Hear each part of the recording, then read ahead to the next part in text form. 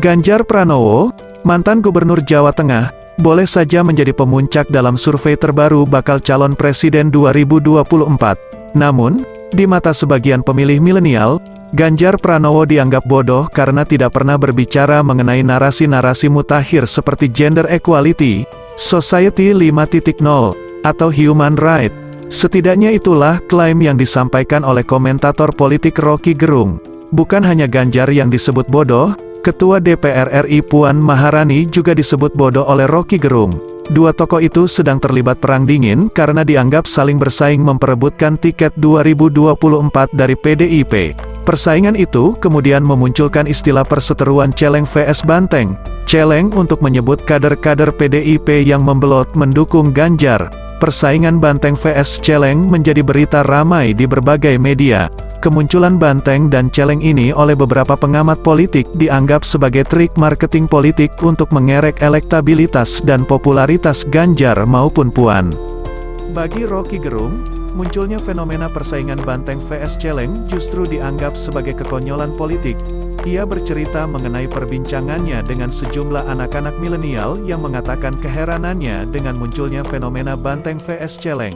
Anak-anak milenial itu, klaim Rocky, heran kepada Om yang berambut putih kayak bintang film, dan Mbak Puan yang tidak pernah terdengar berbicara mengenai isu-isu terbaru yang tengah menjadi isu global, seperti New Kind of Economy, kesetaraan gender, hak asasi manusia, dan isu-isu kontemporer yang disebut Rocky sebagai New Grammar of Words Politik. Karena itu, kata Rocky, menaikkan elektabilitas dengan isu-isu seperti banteng vs celeng adalah kekonyolan, karena pada saat bersamaan para pemilih potensial malah menganggap Ganjar dan Puan bodoh.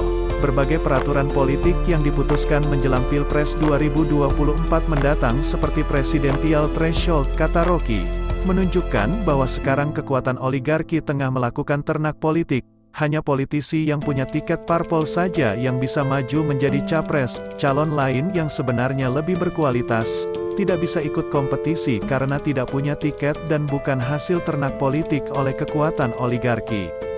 Lidah tajam Rocky sudah sangat dikenal. Ia tidak pernah segan menggunakan istilah dungu untuk menyebut orang-orang yang dianggapnya tidak bisa berpikir rasional, konseptual, dan proporsional.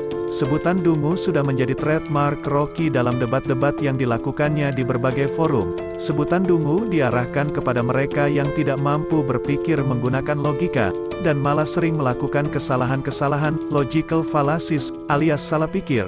Orang yang tidak bisa menggunakan akal sehat, oleh Rocky disebut sebagai dungu. Tidak jarang sebutan dungu Rocky ini menyerempet ke Jokowi. Namun, Rocky berkilah bahwa dia tidak mendungukan Jokowi, tetapi mendungukan kebijakannya. Politisi Gerindra Fadlizon tidak memakai istilah dungu atau bodoh untuk menyebut Jokowi. Ia memakai istilah planga plongo sebagai gantinya. Sebutan itu tidak separah dungu dan bodoh, tetapi konotasinya tetap sama saja dengan dungu dan bodoh. Fadlizon juga menyebut Jokowi sebagai Prabu Kantong Bolong, karena dianggap tidak punya stature dan kredensial yang cukup untuk menjadi ratu di sebuah negeri. Dalam tradisi perwayangan ada episode Petruk Dadi Ratu. Lakon ini menggambarkan Petruk, seorang punakawan yang biasanya menjadi pelayan para ksatria, tiba-tiba ketiban pulung menjadi ratu dengan gelar Prabu Kantong Bolong.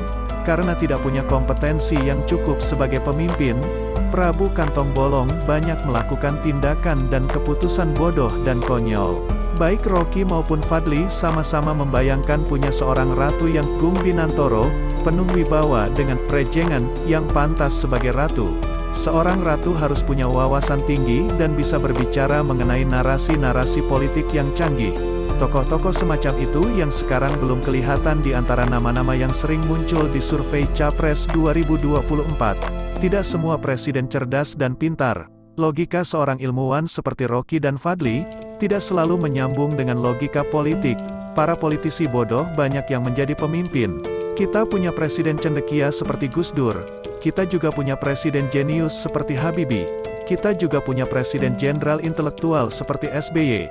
Namun, kita juga pernah punya presiden seperti Pak Harto. Tidak ada seorang pun yang mau menyebut Pak Harto sebagai intelektual. Sebuah joke politik Orde Baru menyebutnya sebagai Jabotabek, Jawa. Bodoh, ternyata dia bisa berkuasa 32 tahun. kita juga harus ikhlas menerima presiden seperti Megawati Soekarno Putri, yang tidak bisa diukur kapasitas intelektualnya karena jarang bicara. Karena itu pula Fadly Zon harus menerima kenyataan sejarah punya pemimpin yang plonga-plongo.